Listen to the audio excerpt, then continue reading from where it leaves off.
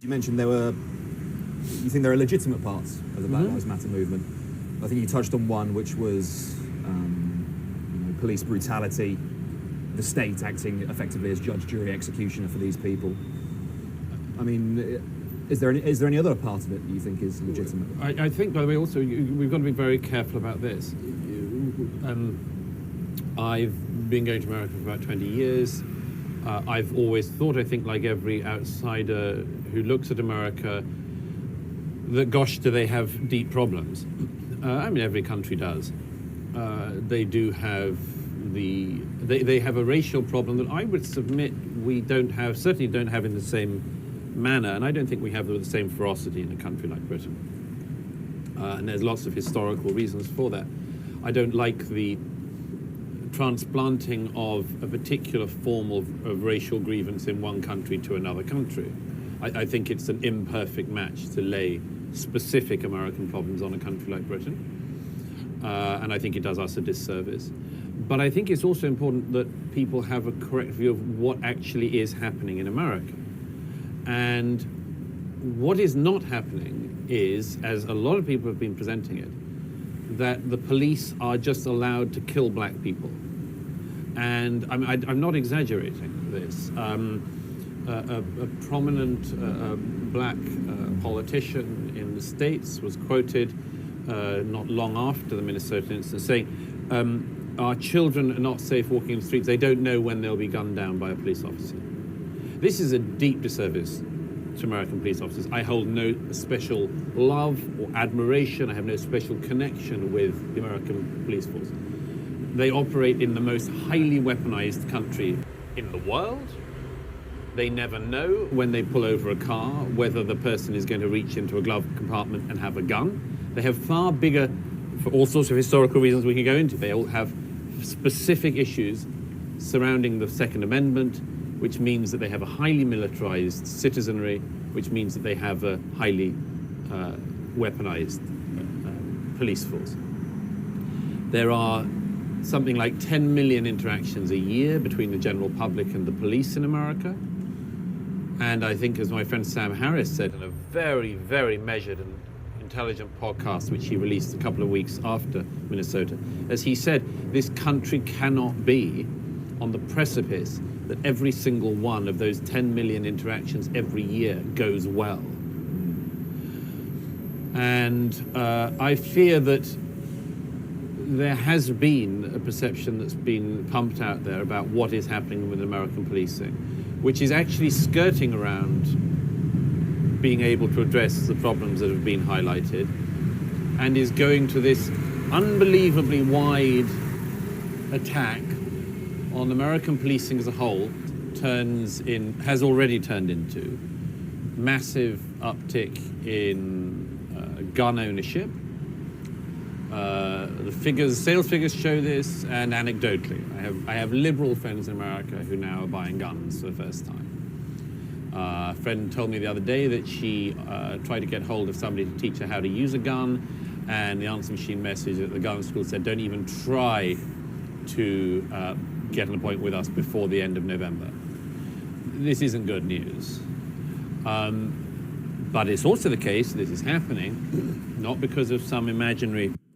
So Douglas there giving his opinion, opining on the state of gun ownership in the United States of America, what is happening with the police force in America, the BLM mantra that police basically get up in every day when they go to work, and they're out there to shoot people of color, shoot black people, shoot brown people, shoot anybody except white people, when the statistics show absolutely the opposite, that more whites are killed than blacks, and more police officers are killed in the line of duty than blacks. Now, any death is a tragedy, but you've got to take a look at every single aspect of every act that's committed.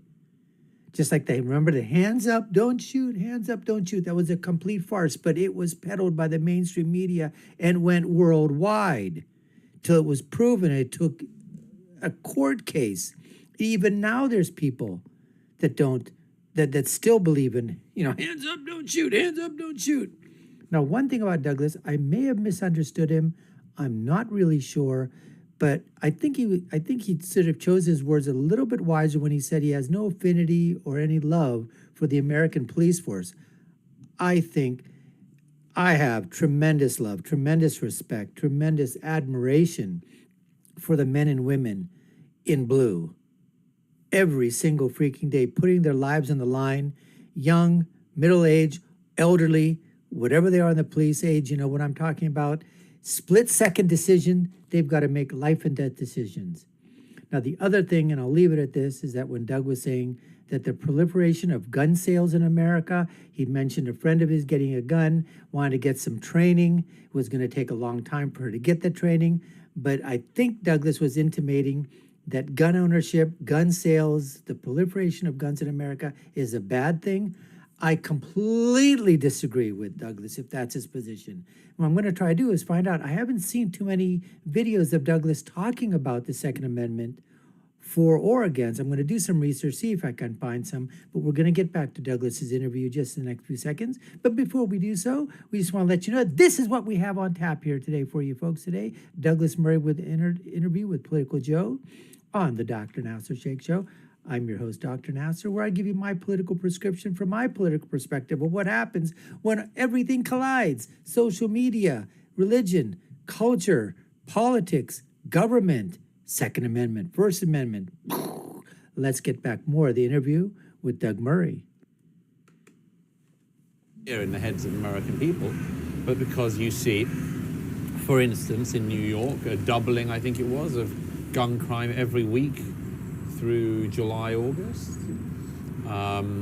You see civil disobedience, the police retreating. You see, for instance, look what happens when the police retreat in Portland, Oregon. You see the citizenry, and by the way, this is in a 92% white city, so we're not really talking about a sort of, as it were, a racialized version here. This is just a people whipped up into behaving reprehensibly situation, irrespective of skin color. In Portland, Oregon, you see people hauling motorists out of their cars and beating them in the head until they're unconscious, finding an old woman in the street and assaulting her. This is what happens when the police retreat in Portland, Oregon. You get vigilantes, you get fascists, militarized fascists, dressed up and pretending that they are anti-fascists and calling themselves. Which is why, Douglas, the citizenry, the good people, that's why they need to have a gun to protect themselves in a situation, in a case like that. Erroneously Antifa. You see what happened in Chicago a couple of weeks ago when one of the major shopping areas of the city is broken into and looted, not by small fringes, but by vast numbers of people. That's what happens when the police retreat. So the people who say we could solve all of our societal problems by not having police, idiots, must be children. Must be children. They cannot possibly be adults who know what happened. Also, if from the perspective of the left in the UK, for years the argument has been we should fund the police. Yes. The elements of the Labour Party in the UK switched on a dime from their usual thing, which is Tory government cuts mean that the police are underfunded, onto defund the police. It's not my job to explain the consistency of the sections of the Labour Party, but I find that one amazing. Would you describe this government as a Conservative government? There's these new high-tech shoes that relieve lower back pain, knee pain, and even improve your posture. With a unique design that combines acupuncture pressure points and ultra-thin soles, they'll make it feel as if you're walking on clouds. And after pain specialists called it one of the top solutions, people are scrambling to get their hands on them. It's called Grounded Footwear, and here's the kicker. They were originally designed by Dr. Feinberg, a decorated Army flight medic. This guy wanted to help retired veterans enjoy more pain-free movement. Then, almost by accident, he found a solution in an ancient Chinese medicine journal. Dr. Feinberg discovered that by applying pressure to specific acupoints on the feet, pain throughout the entire body could be alleviated. So he created a unique type of shoe that relieves all types of body pain, allowing veterans to walk longer distances without discomfort. But now it's finally available to the public. And trust me, it's flying off the shelves faster than you can imagine. They're using a modernized form of acupressure, which is an ancient healing technique that is now making a big comeback. By using unique insoles that target 12 large acupoints, providing pain relief, they're allowing you to walk comfortably all day, every day, which is something that's never been done before. Now these shoes have been featured on Fox News, ABC, CNN, you name it. But here's where things get interesting. All this buzz is putting immense pressure on the production facilities, and they can barely keep up with all the orders. That's because this is finally a good alternative to overpriced orthotics and painkillers. Imagine this: with each step, these shoes help to reduce pain in your feet, ankles, hips, and back. The wide toe box and soft materials improve blood flow and let your toes spread out naturally, so they're even bringing some relief for common foot issues like bunions, neuropathy, or plantar fasciitis. And they don't just look great, they're also extremely durable. With military-grade materials, they're waterproof, anti-slip, and designed for everyday usage, making them perfect for any activity, indoors or outdoors. So you can use them for walking, running, exercising, or simply wear them at home, which is why many buyers are already saying they won't go back to regular shoes. And now Grounded Footwear is giving everyone a way to grab these for half the price. Yes, you heard that right. You can get it at half price today because the creators want their invention to go viral, and it looks like they'll succeed, because thousands have already jumped on this promo. So just fill out your shipping info and they'll also send you a pair at 50% off. But remember, this is a limited time deal and stock runs out fast. Last time they did something like this, it sold out in under 3 hours. So why risk paying full price tomorrow when you can get it for 50% off today? Check it out ASAP. Click the button in this video to grab yours at half price. In name, yes. And in lots of their actions, yes. However, to a great extent, I think the current government is I say this with a water metaphor positively landing at my feet. It's adrift. It's adrift.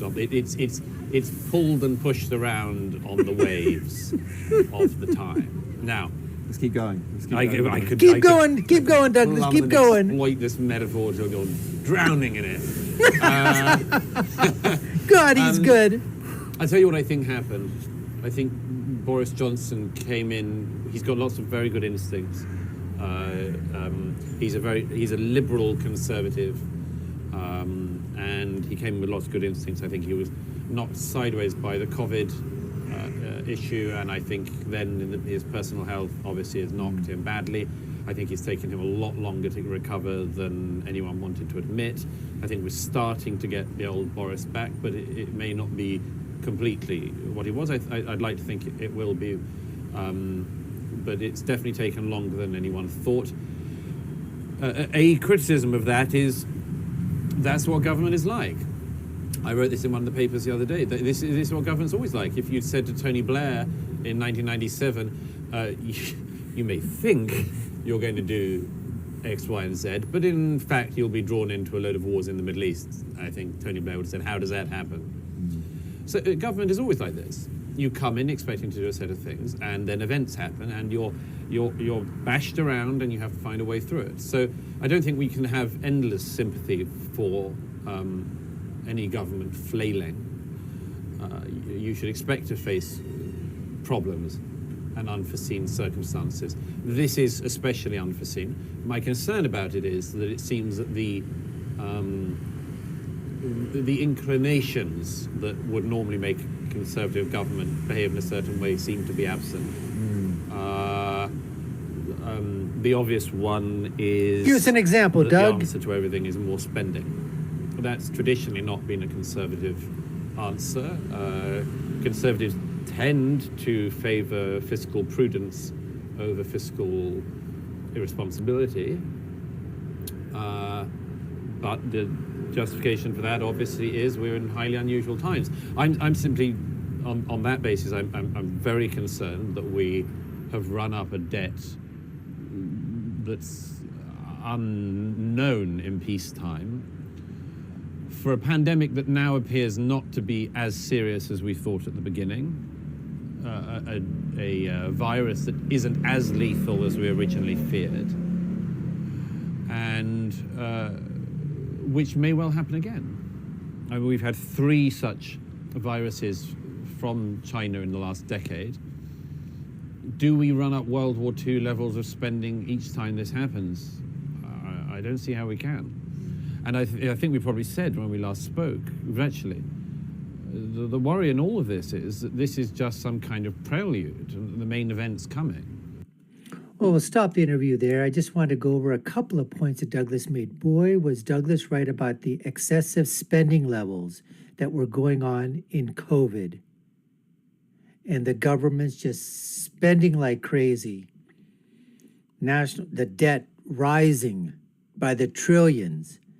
And he sort of intimated there that that's something that we're going to be able to continue. And if you take a look right now, fast forward 2-3 years from when the time this interview was taken, Douglas has been proven right, because look at what has happened to the economies of the world, let alone the United States, Great Britain, and some of the other Western democracies, as well.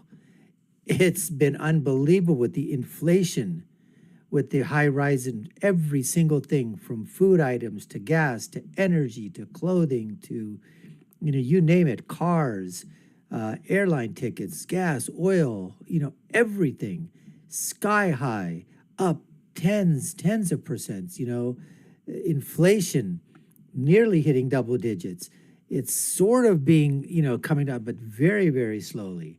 The other thing Doug mentioned was the fact that, COVID, now this is back then, and I think, a lot of people swallowed, or a lot of people heeded that this was going to be such an absolutely, and let's not forget, there were deaths across the world. There's no doubt about that. Millions of people died. But the doom and gloom that they were basically saying that was going to happen, some people were saying that, 50% of the world's population is going to die. Whole swaths of countries and areas are going to be completely decimated. The death toll numbers that were coming out of the CDC and the graphs that were being displayed, it was like this was Armageddon. This was basically, coming the day of judgment. And those things never even materialized, not even close, folks, not even close. Devastating, yes. Global catastrophe, I guess you could say so. But in terms of the end of humanity or the near extinction of humanity, not really. Anyways, folks, we appreciate you taking the time to watch. You've been watching the Dr. Nasir Shaikh Show. I've been your host, Dr. Nasir. If you've been done so already, subscribe to the channel if we've earned it. Like, share, and follow us. Let us know what you think. Follow some of our other videos. Their links are above and below in our video list on the page. My final thought is, when you're right, you're right. And when you're left, you're wrong. Until next time, folks, take care and stay safe.